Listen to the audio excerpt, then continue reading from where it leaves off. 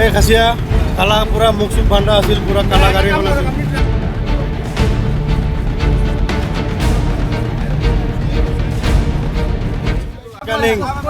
মৰকানিং Shillong bypass নাপাওঁতে এইফালে পৰা আহোঁতে এই খাচিয়া কালা পুৰা মুখ চুখ বান্ধা আছিল, পুৰা কালা গাড়ী এখন আছিল। আপুনি ট্ৰাক ইউনিয়নক আমাৰ লগত আহক, ট্ৰাকবিলাকো বন্ধ কৰি দিলে, মাল বস্তু খাৱা বস্তু